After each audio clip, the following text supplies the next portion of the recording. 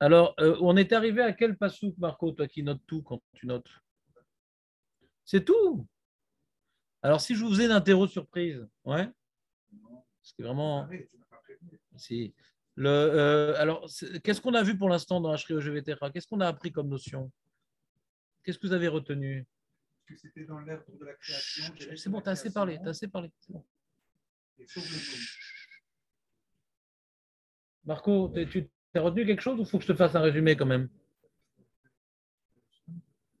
Ouais. Razak ou Baruch. Alors. Donc, voilà, j'ai écrit, j'ai décidé de dire que ce Télim-là, il y a deux grandes parties. La première partie est du Passouk Aleph jusqu'au Passouk, hop là, Yud Bet, et après Yud Gimel jusqu'à la fin. C'est quoi le plan de ce Télim-là? Il y a deux grandes parties. Il y a une première partie, Marco, où David Ameller exprime comment? Yud Bet, 12. 1, 12. Et après 13, 21, ça finit à 21, non? C'est qu'elle finit avec le passage, ouais, 13, 21. Parce qu'il y a 22 lettres de l'alphabet. S'il en manque une, donc c'est 21. Ouais. 1, 12, 13, 21.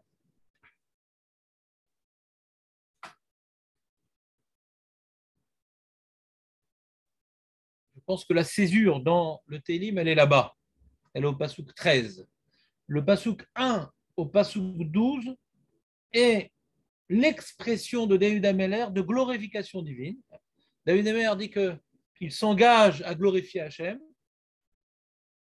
Et il ajoute à sa glorification, Marco, celle des hommes. Ouais.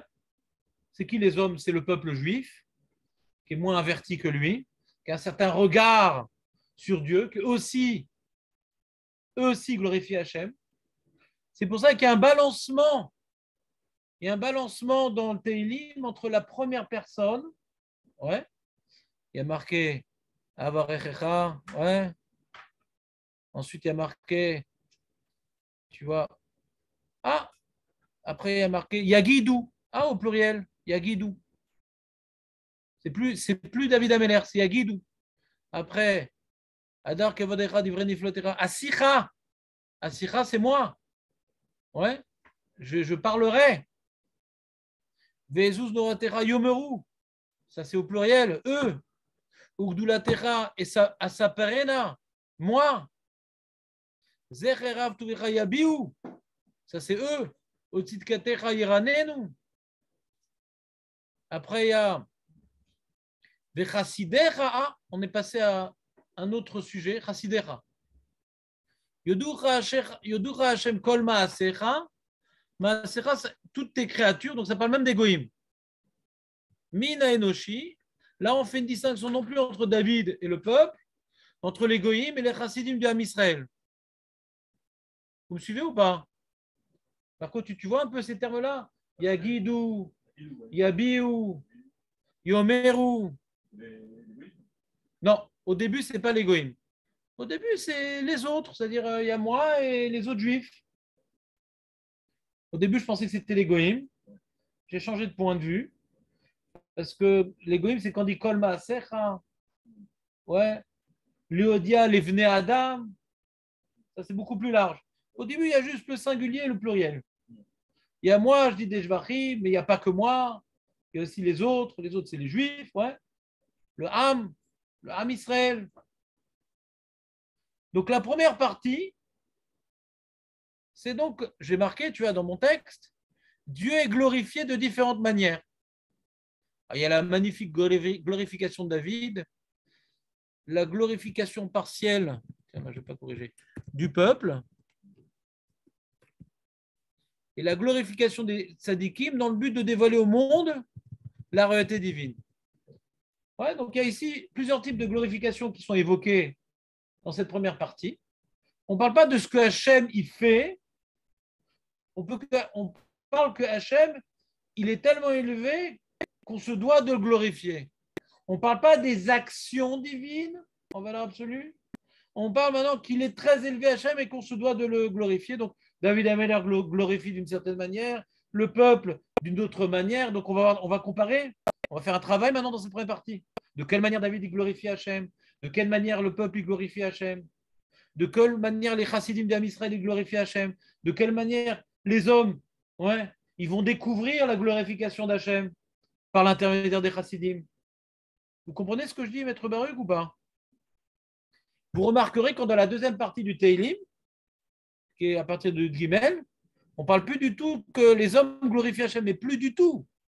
Malchut, Malchut, Kololem, Tata Malchut, elle est pour toujours, parce que tu appuies ceux qui tombent et tout le monde tourne tes yeux vers toi parce que tu donnes à manger, Poter et toute ta main pour nourrir, et que tu es juste dans toutes tes voies, et tu es proche de ceux qui sont proches de toi, et tu fais la volonté de ceux qui te craignent, et tu protèges ceux qui t'aiment. Ça, c'est toutes les actions d'Hachem. Ce n'est plus les glorifications des hommes envers Hachem, c'est ce que Hachem fait. C'est clair, Jérémie, ou pas? La césure. Mais comme dans tout Télim, même quand on a un plan général, il y a des petites exceptions qu'il faut expliquer.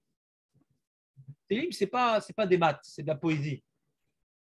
Donc même quand tu as réussi à faire ressortir la structure du texte, il y a encore certains endroits, tiens, c'est marrant, on aurait plutôt attendu à voir ça ici, plutôt là-bas. Il y a des fois des petites parenthèses qu'il faut expliquer. Mais ça, c'est le plan général. Vous compreniez le plan général, après on va rentrer dans le détail. D'accord? Le détail. Alors nous, on a commencé à rentrer dans le détail la semaine dernière, avant d'avoir malheureusement fait le plan, mais ce n'est pas grave. Maintenant, j'ai rattrapé le mauvais coup. Hein? Bon, Hachem, vous avez le plan général. Donc, vous avez maintenant devant votre écran, sous grand écran, première partie, Dieu est glorifié de différentes manières. La magnifique glorification de David, la glorification partielle du peuple juif et la glorification des chassidim dans le but de dévoiler au monde, c'est-à-dire à l'humanité, on va dire, pour être plus clair, à l'humanité, la royauté divine. Très bien. Et donc, le premier passouk, c'est l'introduction. L'introduction de ce que David veut faire dans ce Teilim. Teila les David, voici donc la Teila de David. Aromimcha, je t'élèverai, mon Dieu, le roi, Ve'avarecha, et je vais te bénir, ton nom, le Olam va être pour toujours. Ça, c'est l'introduction. Alors, j'ai expliqué l'introduction. David annonce que dans ce psaume, il va proclamer que Dieu est le roi élevé. Pourquoi c'est un roi élevé? Il est différent des autres rois. En quoi c'est un Romimcha, je vais t'élever, car il dirige son monde, donc le roi, de manière bienfaisante. Ça, c'est la bracha. Je vais bénir ton nom. Ton nom, c'est tes voix. Les voix divines sont source de bénédiction. Bénir le nom d'Hachem, c'est-à-dire que les voix divines sont source de bénédiction. Vous comprenez ce concept de bracha, Maître Baruch? Bénir les voix, son nom, le nom d'Hachem, c'est sa manière d'intervenir dans le monde. Le nom. C'est pour ça que des fois, c'est le nom Utkevavke, le nom Elohim. Le nom détermine les manières d'intervenir dans le monde d'Hachem. C'est le nom d'Hachem. Donc, bénir le nom, c'est de voir qu'en réalité, le nom d'Hachem, son intervention dans le monde, elle n'est que source de bénédiction. C'est ça que ça veut dire. C'est clair ce concept, Jérémie, Julien? Bénir le nom, c'est de dire que les interventions divines dans le monde sont source de bénédiction. Donc, comment j'élève le roi? Comment je dis que face aux autres rois, mon Dieu, le roi, Hachem, il est au-dessus des autres, parce que tout ce qu'il fait, c'est pour le bien. Alors qu'un roi, il le fait de manière égoïste, il le fait pour se venger, il le fait pour sa colère. Donc, je vais t'élever au-dessus de tout, le roi. Parce que en te bénissant, en disant que tu es source de bénédiction, pour toujours, je t'élève. C'est clair ou pas? Donc ça, c'est ce qu'il a retenu, Marco, que la particularité de la glorification de David Ameller et en deuxième partie, la description des interventions divines. En deuxième partie, c'est la description des interventions divines, mais non plus la description des glorifications. En deuxième partie, c'est la description des interventions divines. On va mettre le paquet sur son intervention miséricordieuse, que tout ce qu'il fait, c'est pour le bien, qu'il s'occupe de tout le monde dans sa miséricorde. Donc, c'est pour ça que j'ai dit que ce premier passage, c'est l'introduction. On va élever le roi en disant que ses voix ne sont que bénédictions. C'est bon? On continue. Alors là, dans le Passouk Gimel, on avait fait le Passouk Bel, je ne reprends pas. Dans le Passouk Gimel, on a dit maintenant, ou les Gdoulato, ton élévation, en cheker. Il n'y a pas de limite. Comme on voit, tu vois, par exemple, à Purim, tu vois, qui aurait imaginé que tout ce qui a été mis en place était pour le bien? C'était un cauchemar, c'était un génocide tel qu'on a connu malheureusement, ouais. Donc, c'est pas de limite, quoi. La particularité de Purim, contrairement à notre galoute, qui dure trop longtemps, à nos yeux, et c'est pour le bien, la particularité de Purim, c'est qu'on a vu rapidement, on a eu un petit laboratoire, comme ça, petite expérience, rapidos, de voir en un an, bon, en réalité, ça durait 7 ans depuis le Michté jusqu'à 3 ans, ouais, depuis le Michté jusqu'à la fin du miracle, ouais, et qu'est-ce qui s'est passé? Je ne sais plus combien d'années, je me rappelle plus, j'ai perdu l'historique, c'est dans mon texte, mais j'ai oublié. Donc, ne retenez pas la date. En tout cas, un certain nombre d'années, il y a eu le Michté et la Yeshua, ouais. Et qu'est-ce qui s'est passé? On a vu rapidement, dans une période assez rapide, eh ben, que tout était pour le bien. Tout était pour le bien. Il y a eu une guerre incroyable, il n'y a pas un seul juif qui est mort, il n'y a que du bien. Alors nous, on ne voit pas que tout est pour le bien. On doit le savoir. Comment on le sait? Grâce à Purim. C'est notre père dans la galoute Purim. C'est notre phare, c'est le poutifar dans la galoute. Ouais. Alors, il n'y a pas de limite à sa grandeur. Il n'y a pas de limite. Ça dépasse l'entendement humain. Et comme ça dépasse, alors ce que j'ai mis dans le passouk d'Alet, tu es tellement élevé qu'il faudra te glorifier de génération en génération, tellement ta création est complexe et parfaite, et tellement tes manifestations surnaturelles dans notre histoire dépassent l'entendement humain. Donc il y a un lien entre ou les gdoulato et ncheker, puisque les gdoulato à ta grandeur, il n'y a pas de limite, donc dors les dents et shabar maasecha, ou gvuratecha yagidou. Donc, Bémet, le Ham Israël, pour pouvoir exprimer une louange adaptée à l'élévation divine, le Ham Israël, pour pouvoir exprimer une louange adaptée à la grandeur divine, puisqu'il n'y a pas de limite, un homme ne peut pas exprimer une telle louange. Une génération tout entière ne peut pas exprimer une telle louange. Donc, il faut de génération en génération. C'est quoi l'explication de génération en génération? C'est que chaque génération, après coup, comprend que, en vérité, ce qui s'était passé, c'est pour le bien. On a besoin de recul. Sur le coup, un homme, il ne comprend pas. On a besoin d'une génération pour prendre du recul. Que c'était dans l'intérêt du faire avancer le public. Mais pas uniquement. Il y a une transmission de génération en génération des montées divines. C'est-à-dire, ce qu'a compris une génération, le transmet à la génération d'après. Parlons, par exemple, ici, on voit dans le Passouk qu'il y a deux notions. Il y a la notion de la grandeur divine en tant que créateur, en tant que maître du monde qu'il a créé, ce qu'on appelle les lois naturelles. Et il y a la grandeur divine par rapport à ses interventions surnaturelles. Hachem, il est le Boré, ouais. Shehu Ameler, il a créé le monde, mais il en est resté maître. Il est le Boré, Shehu Ameler, mais également, il fait des miracles. Des fois, il vient maintenant défier les lois de la nature. C'est rare, mais ça arrive. Quand on parle maintenant de Maasecha, on parle des lois de la nature. Quand on parle de Maasecha, comme on parle de Maase Bereshit. Maasecha, c'est comme Maase Bereshit. Ouais. Tes actions dans ta création, dans ton monde, pas tes interventions miraculeuses. Les interventions miraculeuses, c'est la deuxième partie du passage. C'est Gvoratecha, tes manifestations de puissance. Pourquoi les miracles, ce sont des manifestations de puissance, les miracles? Parce qu'on a l'impression qu'il est en train de retenir la machine. Il a créé une machine qui marche toute seule, entre guillemets. En Malbim, il dit elle ne marche pas toute seule. Il y a une petite manivelle que Hachem, il vient tourner, qui permet qu'être Mechadesh, Becholiom, Betuvo, Maase Bereshit. Ce n'est pas des lois déconnectées d'Hachem. Il y a une petite manivelle qu'Hachem il fait tourner. Mais c'est un système. Il n'a pas besoin de reconstruire les boulons et les engrenages. Mais c'est lui qui doit faire. S'il veut arrêter Hachem, le soleil, pour Yeshua, il peut l'arrêter. Mais d'après les lois naturelles, ce n'est pas possible. Comment on peut arrêter le soleil? C'est dans la main d'Hachem.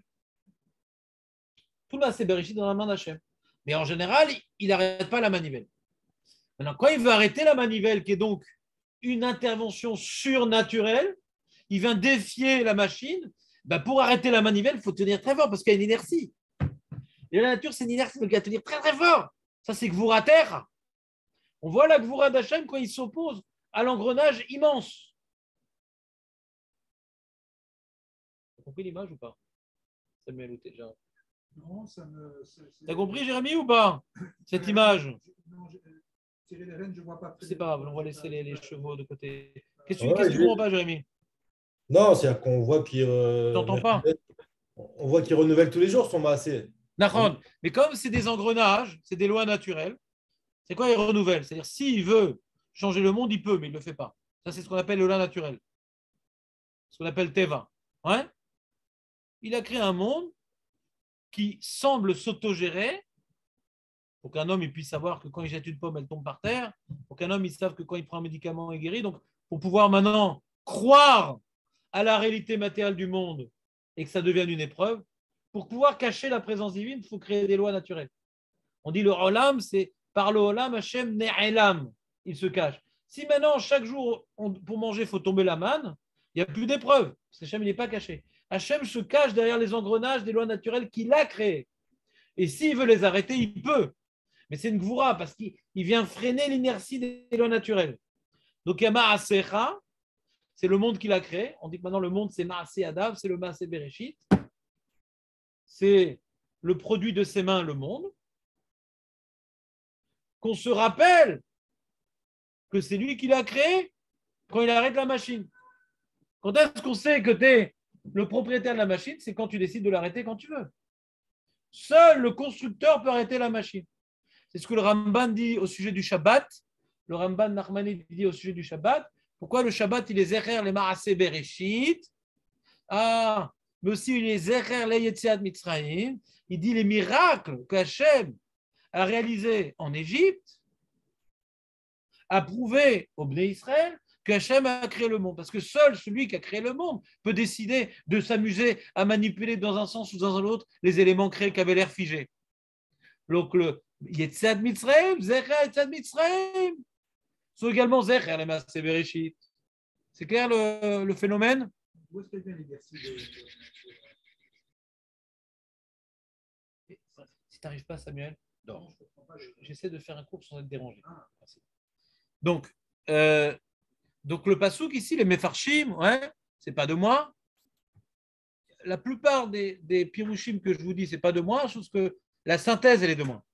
Mais les pirouchim, comment j'explique chaque mot, chaque truc, c'est pas des inventions, c'est pas un génie incommensurable que j'incarnerais. Mamash lo. J'ai fait un travail, oui, de chercher dans les Mefarshim, mais c'est difficile de porter un regard scientifique sur des mots avec ma connaissance. Je n'ai pas la connaissance de tous les télim pour voir un regard scientifique. Donc j'ai besoin du Radak, du Malbim. Eux, ils connaissent les télim, donc ils savent. En général, quand ils disent ce mot-là, ça veut dire ça. Quand ils disent ça, c'est dans tel contexte. J'ai besoin de leur expérience. Ce n'est pas de l'étymologie. C'est dans quel cadre c'est utilisé ce terme-là. Alors, je vous rapporte ici le Radak. Pourquoi d'or les d'or? Pourquoi de génération en génération, on a besoin, pour prendre conscience de l'ampleur de la puissance du Créateur. La création, c'est quelque chose d'extraordinaire, mais ce n'est pas un homme qui peut s'en rendre compte. C'est une génération entière qui a appris à découvrir quelque chose au niveau maintenant biologique ou scientifique. Et de génération en génération, il y a une évolution dans ça. Il y a une progression. La génération d'après, elle profite des découvertes de la génération précédente. Il y aura Dagafilou, Imiyu, Chaye, Bne Adam, Arukim, même si quelqu'un va vivre 120 ans, Lo Yachol, Lo Yuchlu la Sig, Bechol Yamehem. Tous les jours de ta vie ne permettront pas de pouvoir atteindre, de pouvoir accéder à la grandeur divine. Kol Sheken, Shem Serem, à plus forte raison que notre vie elle est courte. Et la Mayashlem, la Asot, les Fikot Serem. Alors qu'est-ce qu'on peut faire? Comment on peut faire pour saisir l'ampleur de la grandeur du Créateur? Qui dort l'herbe et dort bas. Il s'appelle Zéador Sheoler Terem. L'erto les Doracher Abba. que la génération qui part transmette ses conclusions sur la grandeur divine, ouais, à la génération d'avant, qu'on développe cela. Ce qu'on voit un peu dans les Nevi'im, chaque Navi, il apporte un nouveau dévoilement de la grandeur divine, une nouvelle compréhension, une Navi d'après, il affine.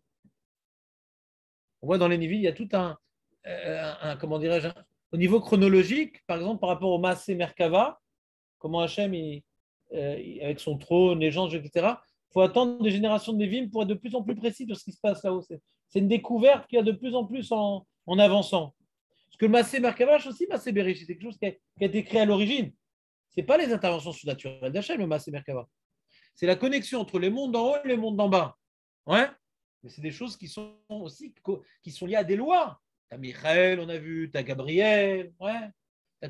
C'est aussi une certaine Maasecha. Il y a Maaseh Merkava et Maaseh Bereshit. והמעשים הנוראים שראו בימיהם והגבורות שראו בחייהם. לפי ששמרו הדור הבא על מה שעבר, שלא ראו אלא שהוגד להם ועל מה שראו בימיהם. Alors il dit, par exemple, nous on a le témoignage, on a besoin de génération en génération, on a le témoignage, bon il y a les problèmes, on va dire, comment dirais-je, au niveau de la découverte de la sagesse divine dans sa création, mais aussi on parlait d'Orvador et Shabbat et Maod, pas uniquement la création, Maasecha, mais également, Ugvurotecha Yagidu les Dorvador. On a besoin maintenant de savoir ce qui s'est passé en Égypte, on ne l'a pas vu. On a besoin de savoir ce qui s'est passé pendant les guerres. Ouais, la guerre d'indépendance en Israël, il y a eu des miracles. Asdor les Dor et Shabbat. Chaque génération, elle a un témoignage de miracles. On a les gens qui sont nés aujourd'hui, ils n'ont pas les témoignages de la guerre du Golfe. Il y a des miracles dans la guerre du Golfe aussi. Alors, Dor les Dor et Shabbat Maaser. Et chaque génération peut témoigner de la Gvurot d'Hachem. Chaque génération. Et ça rajoute. Donc, En Cheker, les Gdoulato En Cheker. La grandeur d'Hachem, il n'y a pas de limite. Il n'y a pas de limite à la grandeur d'Hachem. C'est pour ça qu'on a besoin de génération en génération, on fait des colliers. Génération 1, alors ça fait un grand collier de perles, mais on a besoin d'associer toutes les perles des générations. On continue. Alors maintenant, c'est un nouveau sujet qu'on n'a pas fait la semaine dernière. Puisque l'enjeu ici est d'exprimer une glorification qui décrit suffisamment l'élévation divine, donc on a bien déterminé qu'on veut décrire de manière relativement adaptée, on ne peut pas complètement, mais il faut faire quand même une grande glorification, parce qu'on a vu, ça dépasse l'entendement humain, ce qu'Hachem il a fait et qu'il se continue à faire. Donc, David, il va faire sa propre glorification. Elle est plus intense et plus précise, sa glorification.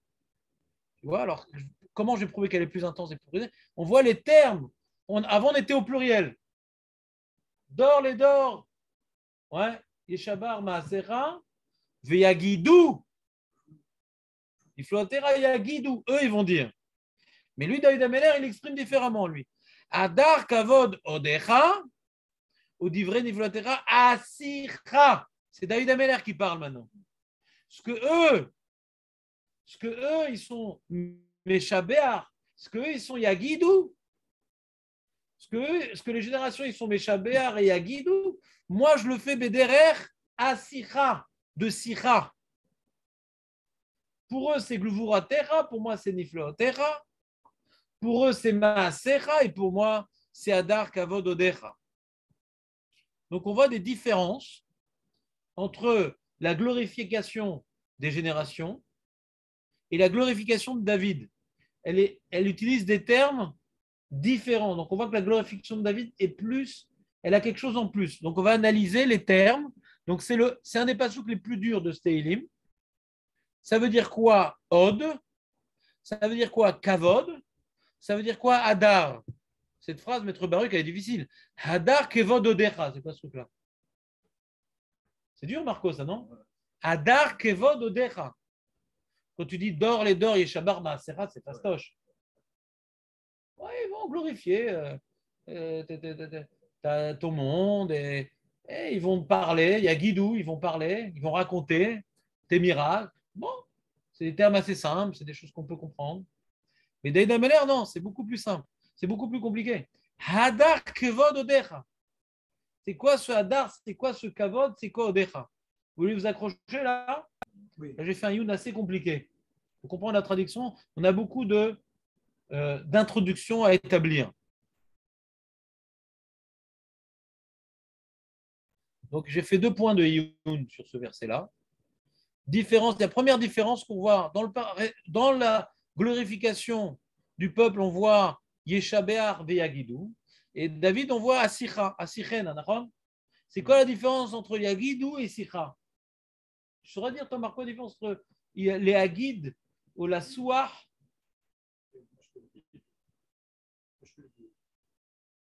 C'est un langage plus dur, plus incisif. Non, c'est ça qu'on fait, là qu'on fait une différence entre les Hagid et l'Omar. Alors, là, je parle de Asichen. Ouais. Bon, c'est une conversation. Alors, Proximité, ouais.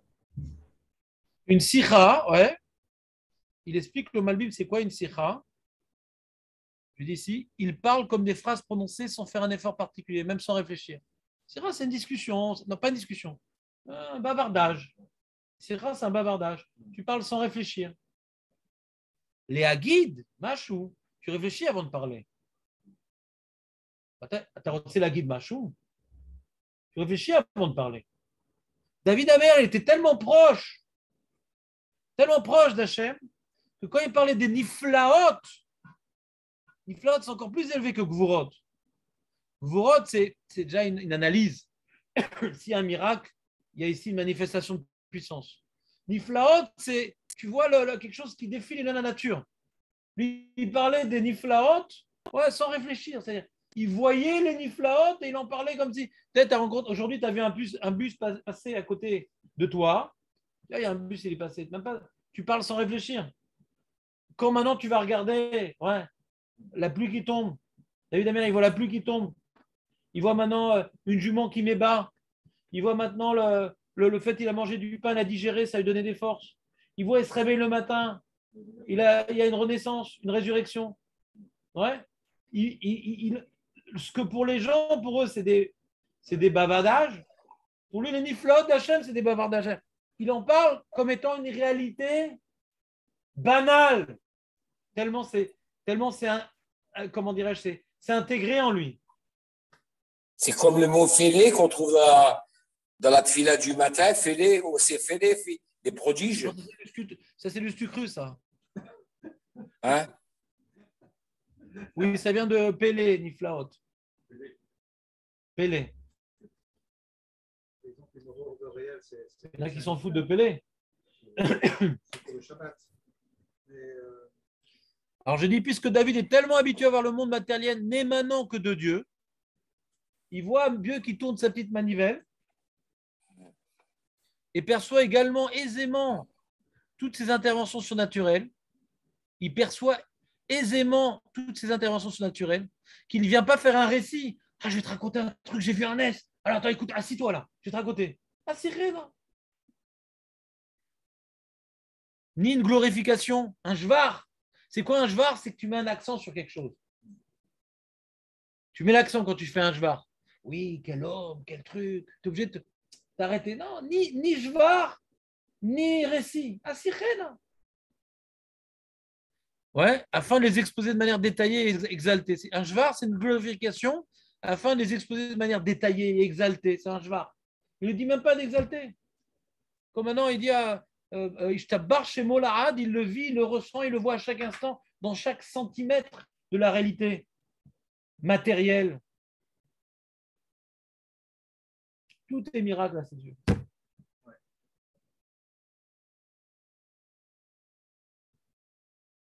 Le Balatania, dans le Tania, dans son 2e volume, il parle de ça, qu'on doit maintenant enlever le voile.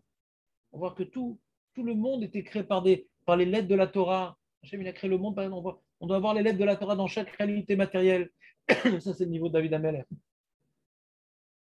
Parce qu'on pourrait se demander comment il avait une telle émouna, comment il a pu faire face à toutes les épreuves avec son père, avec son fils, avec sa femme, avec son roi.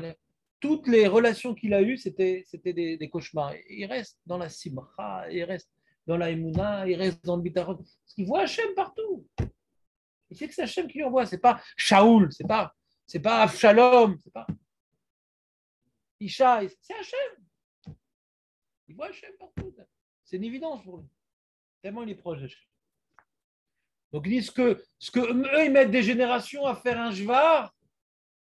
Est-ce qu'eux, ils ont besoin de générations pour être méchabéar et pour maintenant raconter les Nissim, ouais. Moi, j'en parle. Il a fait un tel travail qu'il peut parler. Il peut parler de la grandeur d'Hachem. Alors là, maintenant, on a parlé au plus haut de Maasecha et de Gvurotecha. Et lui, il parle de Hadar Kevododecha. Ça fait allusion à une perception plus profonde et plus synthétique de la création divine. Le Hadar Kevododecha. Là, il faut que vous vous accrochiez là. T'es prêt, Jérémy, ou pas? On va plonger là. Expliquons tout d'abord la nuance entre le thème Od ve Hadar. Od ve Hadar. Vous avez déjà entendu Od ve Hadar? C'est des termes qui sont des fois utilisés pour exprimer une certaine forme de beauté. Le Hadar, c'est clair que c'est une forme de beauté. Mais le Od aussi, ça peut exprimer une certaine majesté, une certaine magnificence. Ouais, le Od. Alors, c'est quoi la nuance entre le Od et le Hadar?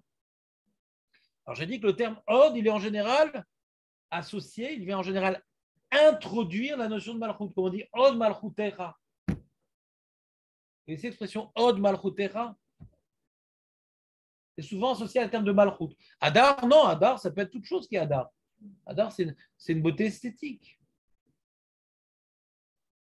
Alors, j'ai voulu expliquer quelque chose d'intéressant. Ouais. J'espère que je vais être clair. Donc, c'est quoi maintenant? Il permet de préciser que le pouvoir du roi est tel qu'il est. Il est tellement important, tellement établi, qu'il est respecté, admiré de ses sujets, le roi. Od Malchutecha, c'est un roi qui est respecté et craint. Od. Alors, j'ai rapporté des preuves. Le Radak, dans Teilim, je n'ai pas rapporté la source du Teilim, dommage, il faut que je la recherche pour une source plus précise. Il dit au sujet de Vaiten alav od malchut, shayu kol ha'am irim imeno, umenassim oto. Ils ont donné au roi od malchut que tous, ils craignaient tellement le roi et qu'ils l'ont élevé, qu'ils ont donné au roi le Hod, la magnificence, d'être craint, admiré. Le Sforno, il dit Venatata miodecha alav dans la Torah, je n'ai toujours pas mis la référence, c'est dommage. Od malchut tenlo ezesrara bechayecha. Hachem, il dit à Moshe de donner à Yeshua ton Hod, c'est ton pouvoir. Chez Atrilou Linog Bokavod, que grâce à cela, ils vont le respecter. Donc, c'est le Od Malchutecha. Il y a la Malchut. La Malchut, c'est un pouvoir. Od Malchutecha, c'est un pouvoir qui est tellement établi que tous ces sujets le craignent et l'admirent. C'est clair la définition?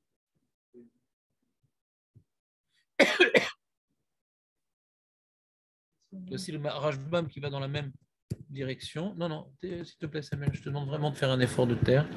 C'est un sujet qui demande une concentration. Sûrement pas. Il y a Rashbam aussi qui va dans le même sens, je ne vais pas m'attarder. Donc, je vais expliquer c'est quoi Od Malchutecha. En français, il n'y a pas tellement de termes. Ouais. C'est oh, votre grande royauté, mais ça peut être bizarrement en français. Alors que Od, c'est quelque chose de réel. C'est pas quelque chose de. C'est pas des compliments. C'est pas je graisse la pâte. C'est vraiment. Alors, quel rapport avec la beauté? Ouais, c'est le pouvoir tellement établi qu'il est craint. Et alors, quel rapport avec la beauté? Comment on peut des fois utiliser le terme Od pour parler de certaines formes de beauté? Alors, ça, j'ai essayé de l'expliquer à ma façon. Prenons un exemple. Une beauté royale, c'est quoi? Lorsque nous assistons à une éruption volcanique, pas une éruption cutanée, une éruption volcanique, Marco, ou à la formation d'un fleuve tumultueux suite à des pluies torrentielles. Nous sommes tellement impressionnés par ce déploiement de puissance que certains diraient même comme c'est magnifique. Des fois, quand on assiste à quelque chose, tu as là, une pluie, c'est magnifique, quelque chose de beau, tu regardes la goutte, elle n'a rien de beau. Tu vois un volcan symbolique, il n'y a rien de magnifique.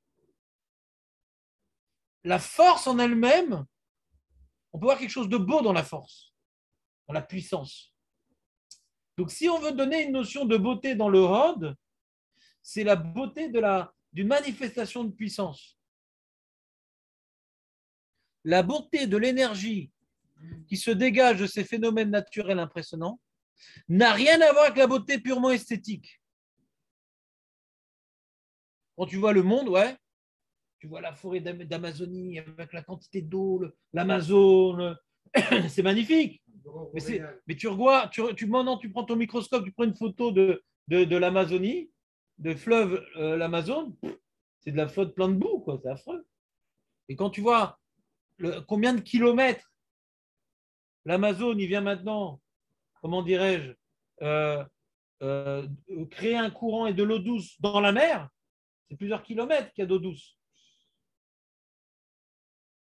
Christophe Colomb, il raconte sur son journal de bord qu'il a jeté un seau à l'eau dans son bateau. Il a goûté, l'eau de mer était douce. C'est incroyable. Comment l'eau de mer était douce? En vérité, c'était le courant qui venait. Et il ne voyait pas encore la terre. Hein, plusieurs kilomètres. L'eau de l'Amazone avait adouci la mer. Tellement il est puissant, ce torrent. C'est beau.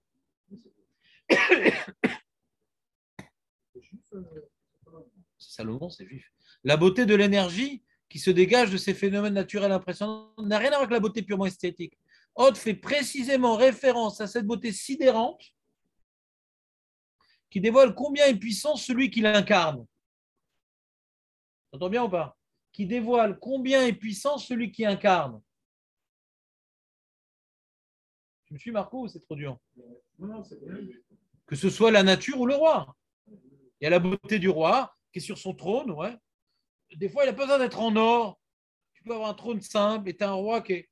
Tu vois, ces sujets qui sont. Tu vois les sujets qui se prosternent devant le roi, dire c'est beau de voir une telle. C'est beau. Des fois, tu vois tout. Tu l'as Israël qui se prosterne au Beth Amikdash, etc. C'est beau. C'est beau. Quel rapport c'est beau? Cette énergie de dévotion, de subordination, c'est beau. Pourquoi on appelle ça en français c'est beau? Je ne sais pas, mais c'est Manienne. C'est Manienne. Pourquoi c'est beau? Pourquoi? Quel rapport avec le beau? C'est Manienne, Jérémy, non? Mais comment en français on met ce terme-là? Manienne. On est impressionné, quoi. Le beau, c'est quelque chose qui nous impressionne. Alors, des fois, on est impressionné par un contexte, et des fois, on est impressionné par un objet. Alors, le Hadar, tu es charmé par un objet. Le Hod, tu es impressionné par un contexte, par le roi, par la nature. Ouais, je ne sais pas si c'est une beauté, c'est peut-être. On est impressionné en tout cas. Oui, mais on dit c'est beau. C'est Manienne qu'en français, on dit c'est beau. Ouais. C'est magnifique, un rapport magnifique. Tu vois, dans magnifique, en français, c'est devenu un terme de beauté, ouais, alors que ça vient de magnum, ouais, qui est la grand. Magnifique, c'est grand. Et le grand, c'est devenu un terme qui peut être aussi attribué à l'esthétique aujourd'hui, tu comprends? Donc, haute, ça serait magnifique, c'est grand, c'est immense. Un roi, c'est magnifique. On dit Charlemagne, c'est Charles le Grand. Carlos Magnus, c'est devenu Charlemagne. C'est grand, c'est magnifique. Ouais, tous les termes ils peuvent être associés à, un terme, à quelque chose de beau. C'est-à-dire, même quand on dit les grands, ça peut avoir une connotation de beau aussi. Mais c'est pas Hadar, c'est Hod. C'est ça que je vais expliquer. Ouais. Par contre, Hadar correspond à la beauté figée, au constat de perfection esthétique. Ouais. En ce qui concerne le monde et ses lois naturelles, les termes de Hod et Hadar sont adaptés et complémentaires. Le monde National Geographic fait le constat du Hod ve Hadar. National Geographic fait le constat de Hod ve Hadar. Pourquoi? Il y a dans le monde créé par Dieu un témoignage de la toute-puissance divine. Hod. J'en ai fait quelques. J'ai donné un exemple. Nous disons d'ailleurs, après avoir entendu le tonnerre, soit béni celui que Kocho Gvurato Maleolam. Donc on voit que dans le Maaseh Bereshit, tu assistes à un éclair, à un tonnerre, qui chez Kocho Gvurato Maleolam. On voit la Gvura d'Hachem, voilà. La puissance d'Hachem se manifeste dans la nature, par exemple par rapport au tonnerre. À l'éclair, qu'est-ce qu'on dit comme bracha sur l'éclair? Il y en a qui font Boren et Mézonot, ça c'est l'éclair au chocolat. Mais sur l'éclair qu'on voit dans le ciel, c'est quoi comme bracha? Osema Severeshit, non? Ah, Donc il y a quelque chose d'impressionnant et on voit dans ça le maître de la Genèse. Donc j'ai illustré par ces brachot-là que dans la nature, il y a quelque chose d'impressionnant. Il y a du Hod, il n'y a pas que du Hadar. C'est pour cela qu'au terme. Ça rentre pas avec ce qu'on a dit sur la définition du Hod, quoi. Ce qu'on vient de voir par rapport au Hod, c'est justement qu'il est craint, c'est-à-dire qu'on le voit comme le roi qui est pas seulement roi, mais c'est un roi qui est craint et qui est admiré. Bah si, parce qu'il y a écrit dans la Gemara pourquoi Hachem il a créé les tonnerres, ouais, pour faire craindre ses créatures. C'est pour ça qu'on dit Kochok Vurato Melolam. La Gemara elle dit ça. Dans Brachot, on verra. Justement, ça nous rappelle que Hachem il est maître du monde. Alors il y a les Gaulois, il y a nous. Hein.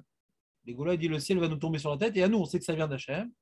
Et c'est que c'est Hachem qui envoie un signe de sa puissance. Ça nous rappelle sa puissance. On intériorise que Hachem il est beaucoup plus que ça, parce que c'est lui qui joue avec l'éclair. Donc imagine celui qui est à l'origine de l'éclair. Il a créé Hachem dans sa Genèse des éléments qui traduisent sa puissance. Pas besoin de Yetziat Misraïm, c'est ça que je veux dire. Déjà, dans les lois naturelles, il y a des phénomènes impressionnants qui sont des reflets de la toute-puissance divine. C'est des reflets de la toute-puissance divine. Si celui qui a créé le monde, il a pu faire des éléments tellement impressionnants, ça prouve que lui-même est impressionnant. C'est l'ombre de sa puissance. Maintenant, je vais expliquer le terme kavod. Parce qu'on a parlé de kavod. Odecha. C'est quoi le kavod? Quand quelqu'un de Mechoubad, il arrive au Beth Midrash, qu'est-ce qu'on fait? On laisse parler. Quelqu'un de kavod, il est kaved. On doit le prendre en considération. Quelqu'un qu'on est mezalzel beau, ouais. On est, comment dirais-je? On est mekalel. Quand on est mekalel quelqu'un, si on le rend léger, on lui enlève son kavod. Kal. On comprend pas? On se comporte bekalout avec quelqu'un, légèrement, parce qu'il est léger à nos yeux. On lui fait des mauvaises blagues, Kavod, il est incontournable. On ne peut pas faire abstraction de lui. On ne peut pas être indifférent à lui. Il est là, il ne faut pas qu'on oublie qu'il est là. Et certains comportements qu'on ne se permettra pas d'adopter. Donc, j'ai expliqué dans les mots. Kavod vient du terme kaved qui détermine quelque chose de lourd. Le kavod attribué à une personne vient exprimer qu'on ne peut se comporter légèrement avec lui. On se doit de lui donner une place particulière et faire preuve de plus de retenue en sa présence. On est d'accord, Marco? Lorsque David parle de kavod odecha, il veut exprimer que la puissance royale est imposante et éveille crainte, admiration chez les hommes. Od, on a dit, qui sous-entend la royauté, parce qu'on dit Od Malchutecha. Donc la royauté divine que Hachem a laissé une empreinte dans sa création est incontournable. Incontournable. Kavod Odecha. Mais il y a quelque chose de beau quand même. Il a laissé quelque chose de beau dans sa création. Il n'y a pas que la puissance incontournable. Il y a Adar Kevod Odecha. Il y a la beauté du caractère incontournable de sa royauté imposante. David, il veut parler de la beauté du caractère incontournable de sa royauté imposante. Alors, c'est quoi le hadar? Mais lorsque David parle de la beauté esthétique, de ce hadar kavod odecha, il fait allusion à l'incroyable système parfait, harmonieux des lois de la nature. Quand tu vois la chaîne alimentaire des animaux, tu vois toute la biologie, etc. Il n'y a pas forcément une puissance dans ça quand tu vois la génétique. Quelque chose d'harmonieux, c'est beau, quoi. Pas par rapport à la puissance. Ouais. Tu vois des papillons, tu vois les couleurs, tu vois. Il y a quelque chose de hadar, c'est pas une puissance. Il n'y a pas que de la puissance, il y a aussi de la beauté dans la bria. Tu vois les arbres, tu vois, les fleurs, les oiseaux. On avait expliqué dans un cours dans Bereshit il y a un an. Je me rappelle, dans Bereshit, un très beau jour, j'avais bien aimé. Que pourquoi Hachem a créé les oiseaux et les poissons un autre jour que les autres bêtes? C'est quel jour qu'Hachem a créé les oiseaux et les poissons? Hamcha. Les poissons, c'est Hamcha. Tu disais, l'aurait dit. Hein? Juste avant nous. Alors c'est bizarre. Pourquoi les. Il y avait. Qu'est-ce qu'il y a écrit? Il y a écrit d'abord. Les animaux, quand est-ce qu'ils ont écrit les animaux?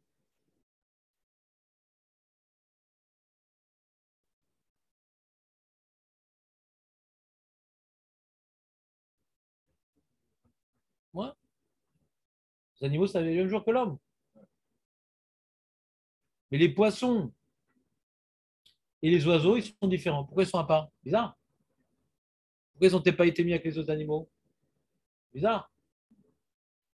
Alors, on avait rapporté un pirouge de Ravensberg que les poissons et les oiseaux ont une fonction particulière. Pas uniquement pour être mangés, etc. Parce qu'à l'origine, on ne de toute façon pas manger ces trucs-là. Hein. Après la faute d'Adam Rishon. Les animaux, ils sont là pour nous servir, pour tirer la charrue, pour tout, etc. Et les poissons et les, et les oiseaux, ils sont le reflet de la beauté de la création. Il y a quelque chose de beau dans la création. Hachem, c'est un artiste. Et Bémet, les plus beaux animaux, avec toutes les couleurs, de toutes sortes, c'est les poissons et les oiseaux. Quand tu vois toutes les autres comment dirais-je, animaux, t'as rien de beau, quoi. C'est fonctionnel. Les poissons, ouais, et les oiseaux, pour aucune raison fonctionnelle, tu as des oiseaux de toutes les couleurs, des poissons de toutes les couleurs. Ça n'a rien à voir avec leur force, c'est tout simplement beau. Le hadar, on le voit particulièrement dans les poissons et les oiseaux. On voit hadar abria. Oh, il y a les fleurs aussi. C'est-à-dire qu'eux, ils sont du côté des végétaux. Dans toute la réalité de la Terre, c'est beau. Les couchers de soleil, les fleurs, les arbres, les poissons, les oiseaux. Et après, il y a le fonctionnel. Il y a l'homme et ce qu'il a besoin. Tu comprends ou pas? Comment? Ouais, c'est fonctionnel. Donc le hadar, je l'illustre par les poissons, par la végétation, par le coucher de soleil. Il y a dans cette création quelque chose de beau. Et David Améler, maintenant, il veut parler à Sichena. Donc c'est marrant, tu as vu, parce qu'il y a quelque chose de paradoxal. Il est en train de parler de quelque chose de très, très compliqué. Tu as vu le terme? Hadar kevod odecha Sichena.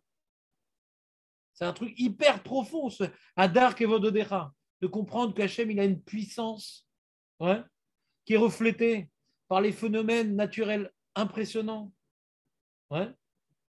S'il y a les tonnerres, s'il y a les fleuves, s'il y a les trucs, on voit la puissance du roi dans sa création, mais qui est reflétée de manière plus douce par la beauté esthétique de la création.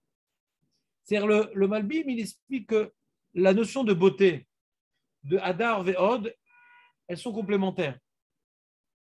Il dit le Od, c'est, comment dirais-je, la puissance absolue, le Od. Le Hadar, c'est le reflet de la puissance. C'est quelque chose qui reflète. Ça nous laisse deviner le Hadar. Je vais lire dans le texte intéressant ce qu'il dit. Je fais toute une recherche comme ça, je vous en fasse profiter. C'est des sujets qui ne sont pas tellement fréquents. Alors il y a un gars de Vina qui dit ça.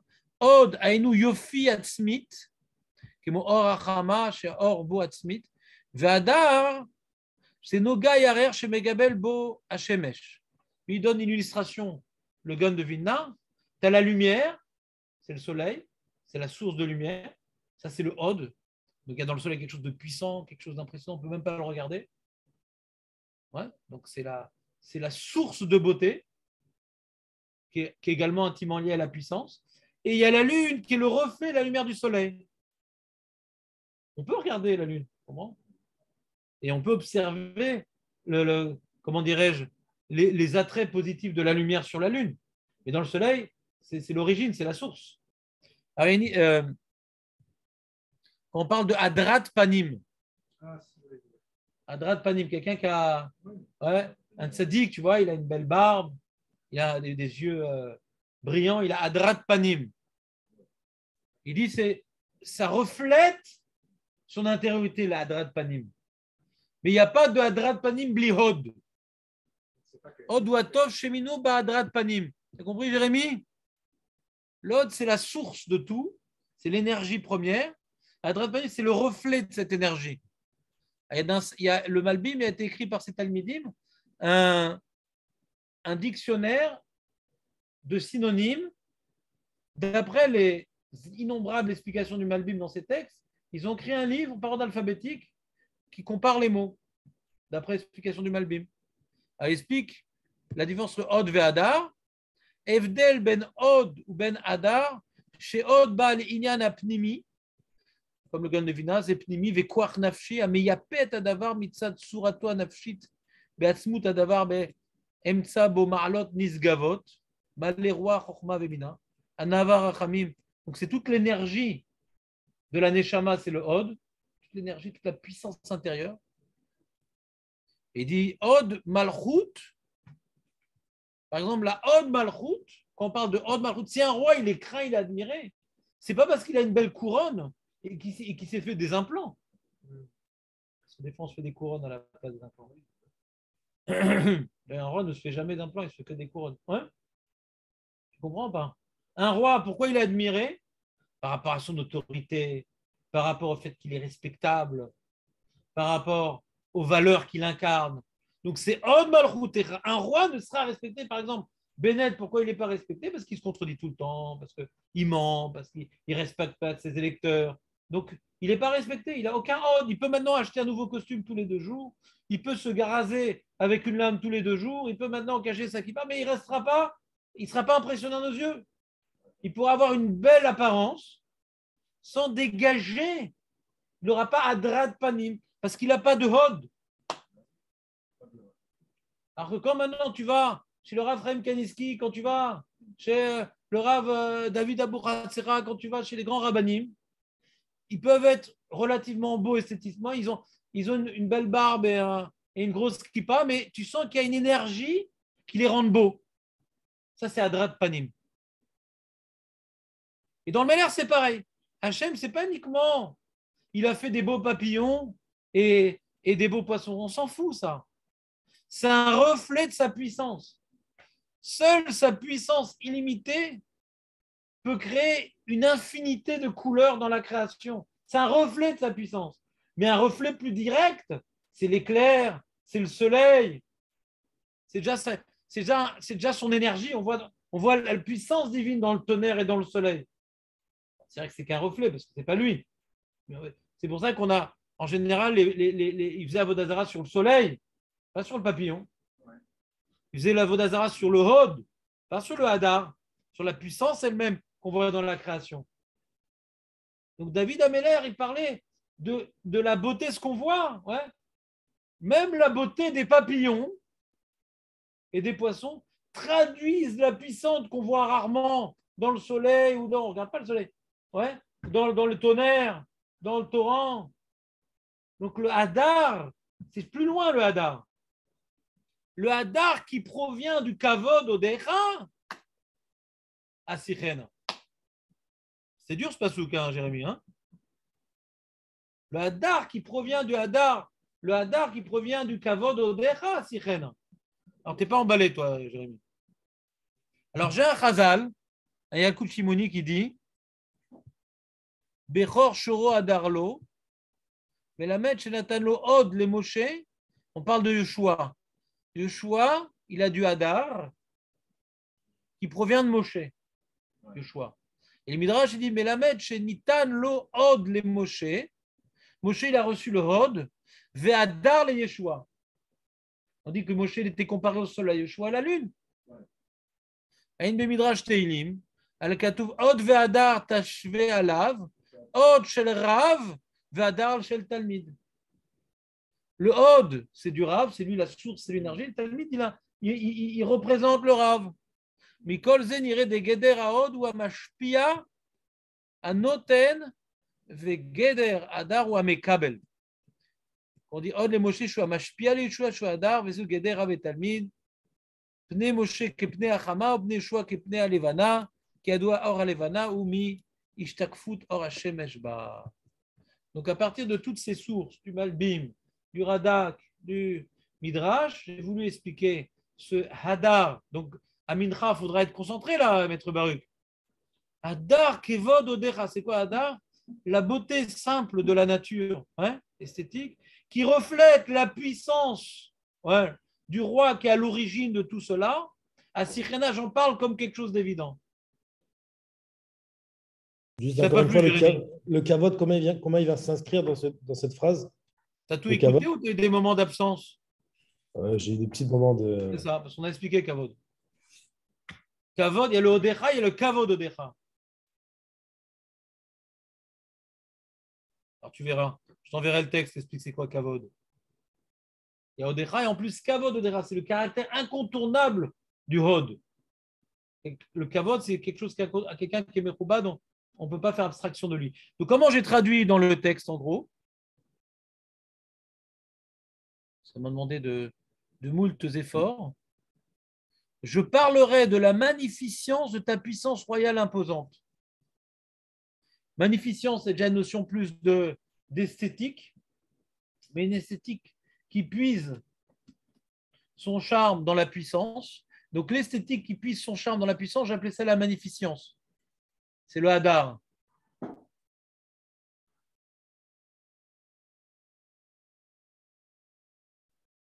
Et j'ai parlé de royal. Et royal, je peux mettre entre parenthèses en réalité. Parce que c'est sous-entendu. Comme Od est attribué au roi, donc c'est pour ça que je parle de royal. Mais en vérité, c'est sous-entendu. Et imposante, c'est Kavod. Kavod, donc de ton imposante puissance. De ton imposante puissance dans l'ordre. Puissance. Alors j'ai dit les forces, parce qu'il y a l'introduction, après il y a la traduction rapidos. C'est quoi la traduction rapidos que j'ai fait dans le texte? Les forces de la nature qui reflètent ta puissance incommensurable. Qui reflètent. Les forces de la nature qui reflètent ta puissance incommensurable. Et Niflo Techa, c'est quoi? C'est tes prodiges, tes interventions miraculeuses dans l'histoire par lesquelles tu prouves que tu es resté maître absolu de ta création. Comme j'expliquais avec Maaseh Bereshit et Yetziat Mitzrayim. Ça prouve que tu es resté maître, les Niflo Techa. Donc il en parle. Donc tu vois, il y a quelque chose de paradoxal dans ce verset. Parce que quand tu as le terme Hadar, Kevod Odecha et Niflo Techa, c'est beaucoup plus puissant que Maasecha et Gvurotecha, c'est beaucoup plus puissant, d'accord? Et malgré tout, ça Asicha. Ces choses tellement profondes, tellement puissantes, elles sont tellement évidentes pour David Ameller que lui, il en parle. Alors que eux, la base de la réflexion qui est Maasecha, il a créé le monde. Gvurotecha, il a une force encore dans le monde. Eux, ils ont besoin d'être Meshabéa. Ils ont besoin de Yagidou, de raconter de manière exaltée. Donc on voit dans David Ameller, il y a deux particularités du joueur de David Ameller. Il parle de choses très profondes, mais de manière simple, parce que pour lui, il a fait un tel travail que c'est accessible d'emblée. Donc il y a une comparaison. Donc reprenons le Teilim. David Ameller, moi je vais t'élever mon roi, mon Dieu le roi, ouais, et Aromimcha Elokai Ameller. D'accord? Là, on est en train d'expliquer qu'on l'élève. Le Meller, il a créé le monde, il en est resté le maître. Ça, il est tellement enreker, de la terre enreker, il n'y a pas de tellement grand qu'on n'arrive même pas, que les générations, on a besoin de génération pour saisir ta nature, pour saisir tes miracles, pour se raconter tes miracles.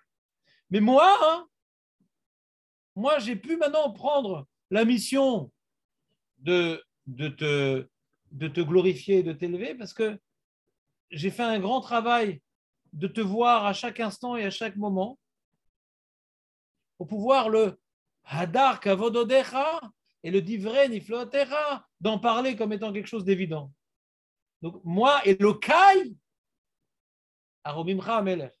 Mon Dieu, je peux l'élever, mon Dieu, parce que j'ai un tel vécu avec mon Dieu que je peux faire une glorification qui est plus un reflet de sa grandeur que ce que les générations essaient de faire. Donc, moi, il y a une comparaison, on peut dire que David Ameller, lui, peut faire cette glorification, parce que lui, il a un vécu de la présence divine dans sa vie. Seul un tzaddik qui peut parler de Dieu correctement.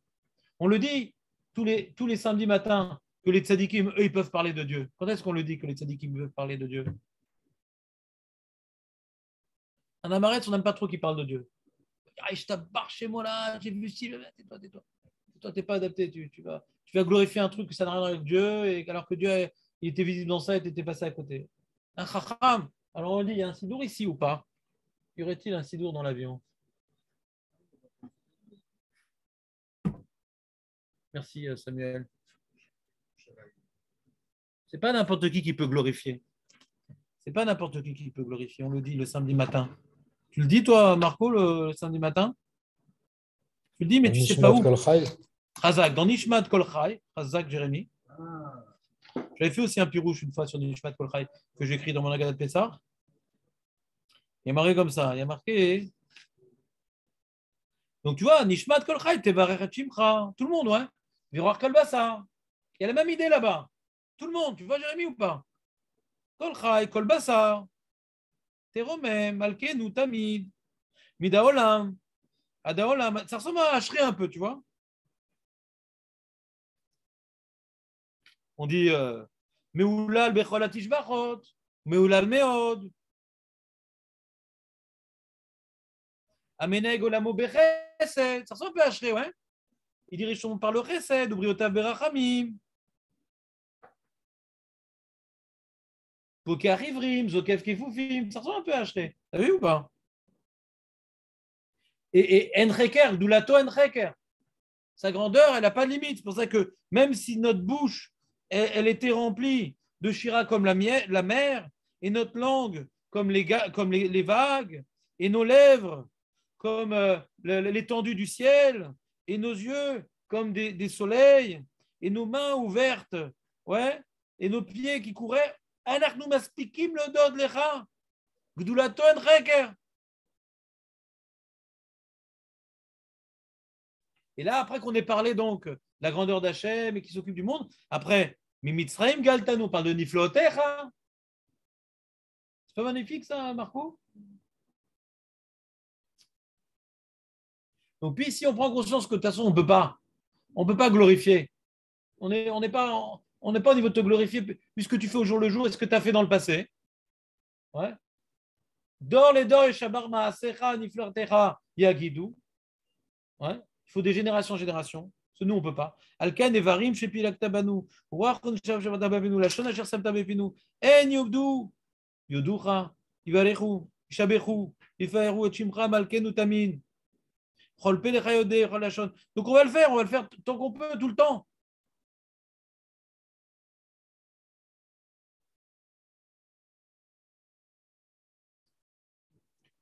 Et après, il y a marqué Befi. Ranenu tzadikim Bachem. Là, c'est le passage auquel je faisais allusion. Ranenu tzadikim Bachem. C'est les tzadikim qui peuvent chanter Hachem vraiment. Il y a Yesharim, les gens droits, les tzadikim. Ouais. Nava Teila. C'est quoi Nava Teila? Que la Teila, elle est agréable. Un abruti qui est Meshaber Hachem, vaut me le faire taire. Un tzadik. Ouais. Un tzaddik. Pour ça, moi, tu vois, quand j'entends un tzaddik, des fois, qui aime faire du moussard, qui aime parler de la grandeur d'Hachem, ça peut être Rav Steinman, Zichrono Livracha, ça peut être Rav Weissman, Ibadel Echaim Tovim. C'est pas un conférencier, c'est un tzaddik. Même s'il dit des banalités, elles pénètrent dans ma chair et dans mon cœur, parce que pour lui, chaque mot il fait pas c'est pas du shirnoua. Une fois, le conférencier, il est là pour te convaincre. Le tzaddik, il te traduit son vécu personnel. Donc, tu as un reflet d'Hachem dans sa bouche. Donc, Navad, la Teila, elle est belle. Befi esharim titromam. Ou befsifte tzadikim titbarach. Ou bilashon chassidim titkadash. Ou bekarev kedoshim titalal. Après qu'on a vu le Rav Steinman et tous les rabbanim nous parler d'Hachem, ou bemikalot revavot amecha Israël. Alors, le peuple, il peut répéter les Jvachim de David, Améler ou de Chassidera. Et il faut répéter ce que David Améler, pourquoi il nous fait sa glorification? Pas pour dire je suis plus fort que vous, je vous éclate, moi je sais glorifier Hachem. Non, parce que je vous apprends à glorifier Hachem. Et nous, il faut répéter tous les jours Ashrei. C'est la glorification de celui qui sait de quoi il parle. Donc il y a David Ameller qui glorifie, il compare à ses autres, et après il faut la transmettre, cette glorification. Il faut l'intérioriser parce que lui, il sait de quoi il parle. Chez Ken, Chovat, on est obligé en plus de glorifier Hachem. Mais il faut le faire bien. Donc il faut être inspiré de la glorification du tzaddik, parce qu'il faut le faire bien pour glorifier Hachem à sa juste mesure. Il ne faut pas dire oh, Hachem est très fort et tout, t'as vu. Oh, je me suis brossé les dents, je n'ai pas de carie. Arrête de dire des ch'touillottes. Tu as demandé de faire des glorifications à ta manière. Glorifie comme David Ameller. C'est ridicule comment tu glorifies Hachem. Tu focalises sur un truc complètement anodin. Il y a des choses beaucoup plus précises, beaucoup plus belles, beaucoup plus qui reflètent la puissance divine, qui reflètent sa sagesse. Donc arrête de parler. Tu veux glorifier? Inspire-toi des tzadikim, des hassidim, des sharim, de David Ameller. Et Bémet, Nishmat Kolcha, c'est une conclusion des psuké et des imra. Ouais. On le dit qu'à Shabbat, mais c'est une conclusion. Hein.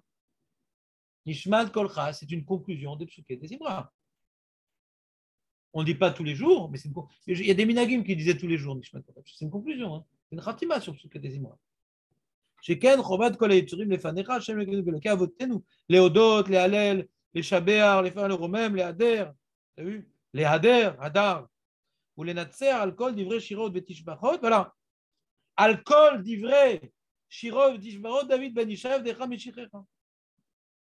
On va être méhalel sur les Divrei Tishbachot de David Ameller. C'est notre inspiration. C'est notre modèle de glorification. Donc, comme maintenant dans la tefila, on veut glorifier Hachem, CTRL-C, CTRL-V. David Ameller, lui qui était proche, que pour lui c'est une sikha, pour lui c'est un vécu. C'est ces mots qu'on veut dire. C'est clair, Jérémy, ou pas?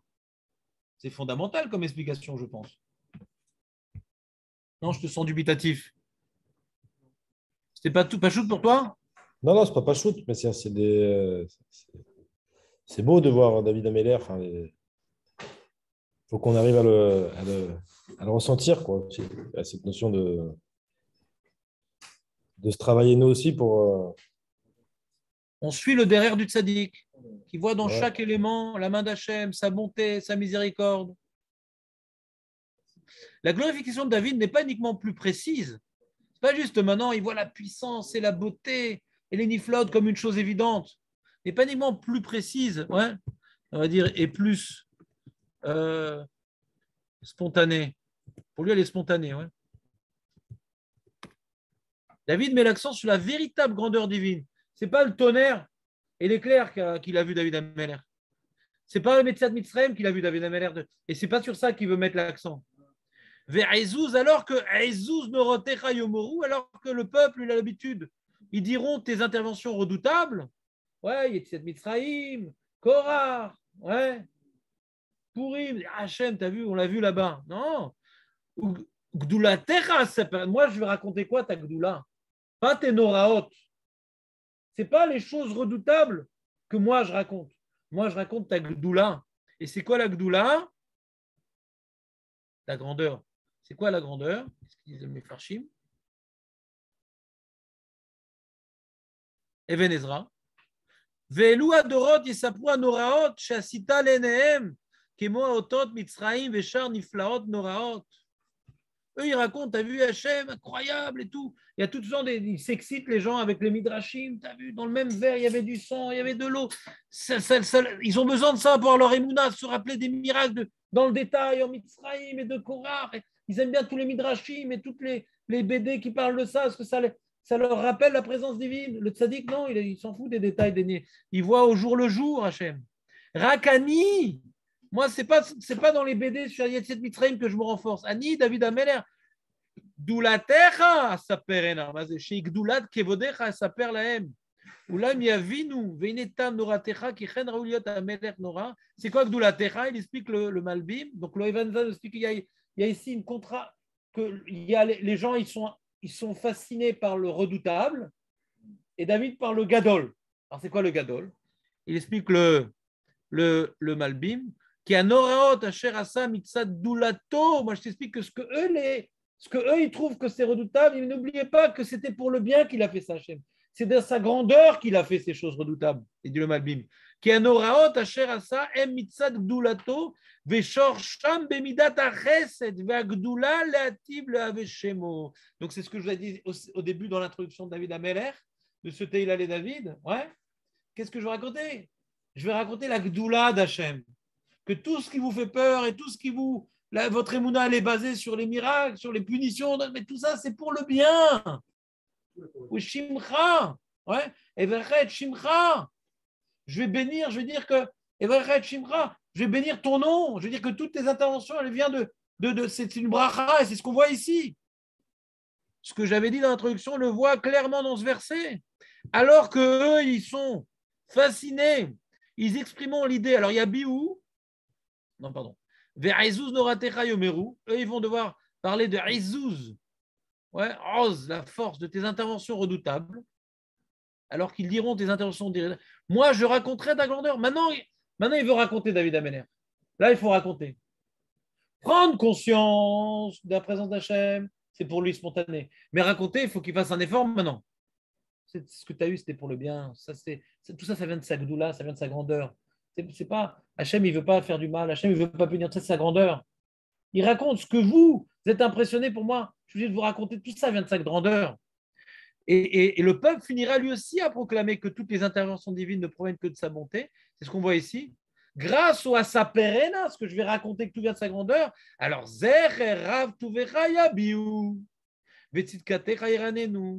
ils vont donc mentionner, yabiou, les abia, atamabia et daatra. Les abia, c'est exprimer une idée, c'est quelque chose de réfléchi. Ils vont exprimer l'idée qu'il ne faut se rappeler que de ta. Qu'est-ce qu'ils vont se rappeler? De Rav Tuvecha. Grâce à quoi? Agdulatecha saperena. Comme David Ameller, il raconte que tout provient de sa grandeur. Qu'est-ce que ça va entraîner? Que le pluriel, donc le peuple, Rav Tuvecha yabiu. À force de lire des télim et de s'emprégner, on va arriver au Rav Tuvecha.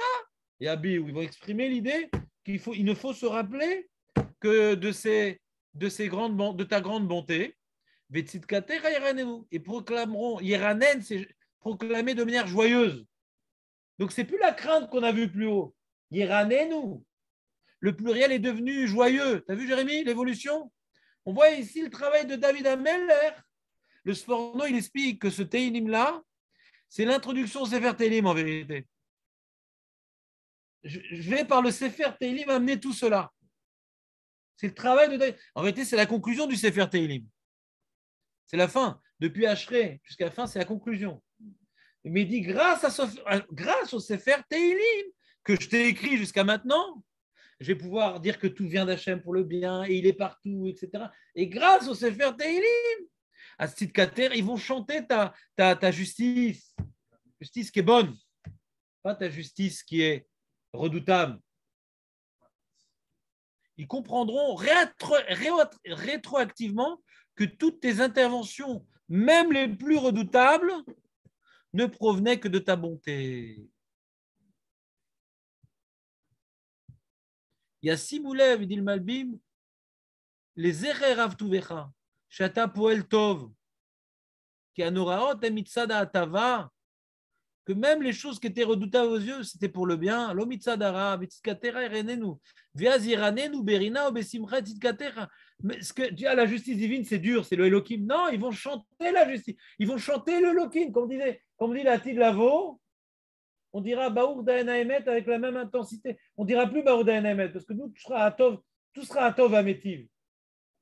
Quand on dit Baour Daena Emet, c'est qu'on dit que même le Daena Emet, qui est un événement douloureux, il a pour origine le bien d'Hachem. Mais à Tidlavo, on verra tellement plus la différence entre le bien et le mal qu'on dira même sur un décès à Tov Ametiv. Aujourd'hui, on dit que c'est Barour, mais c'est quand même Daena Emet. Alors c'est ça, Yerané-nous.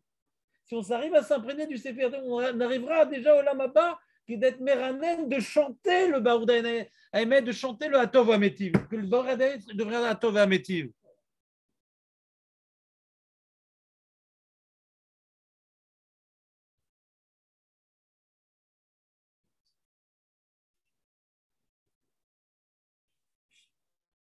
pousser. Attends, j'ai raté quelque chose là. Et donc, grâce à cette prise de conscience du Ham, alors ils vont maintenant, notre peuple évoquera ainsi les multiples aspects de la miséricorde divine. Donc, ils sont déjà adaptés à voir qu'Hachem, il est miséricordieux. Donc, ils vont voir que Chanun verachum Hashem, Erech Hapaim Mugdal Chesed, Tov Hashem Lakol, Verachava Kol Maasav. Alors qu'au début, ils étaient dans Nora Terra, ils étaient dans les Noraot d'Hachem. Non, ils vont arriver à Chanun verachum Hashem, Erech Hapaim Mugdal Chesed, Tov Hashem Lakol. Ça, c'est le peuple. Et je dis, mais les chassidim de nos peuples, ils iront encore plus loin que le peuple. Ils ne vont pas uniquement reconnaître que tout peut être pour le bien. Ils proclameront que tu es la bonté par excellence. Pas qu'en fin de compte, c'est pour le bien, c'est que tu es la bonté par excellence et que tu es le roi, tu es le tout-puissant. Et ils vont le proclamer au monde entier, les chassidecha. Alors que les goïms, eux, ils ne savent que reconnaître que le monde, ils vont finir par reconnaître qu'il n'y a pas de Big Bang, mais il y a de Big Boss. C'est pas le Big Bang, mais le Big Boss. Alors à la fin, Yoducha, Hachem Kol Maasecha. Donc ça, on n'est plus dans la Messel, c'est toutes les créatures. Mais eux, les chassidim, ils ne veulent pas que les goïms, ils veulent juste reconnaître qu'Hachem il a créé le monde. Ils vont te bénir. Encore une fois, bénir, c'est quoi? Ils vont expliquer que tout ce que tu fais, c'est pour le bien. C'est lourd. Tout le Torah, mais le Torah est terrible. Bon, on va s'arrêter ici. Parce que là, je dois refaire un nouveau développement pour vous expliquer l'évolution avec les chassidim, qu'est-ce qui se passe. C'était clair quand même la structure? Bon, il faut que je vous donne le texte à la fin pour le méditer. Ouais. Si tu as des questions, Jérémy, ça m'intéresse. Moi, j'ai une question. Plus tard, parce que là, il faut que je m'en aille. Non, j'ai pas une question. Ouais. Moi, j'ai une question.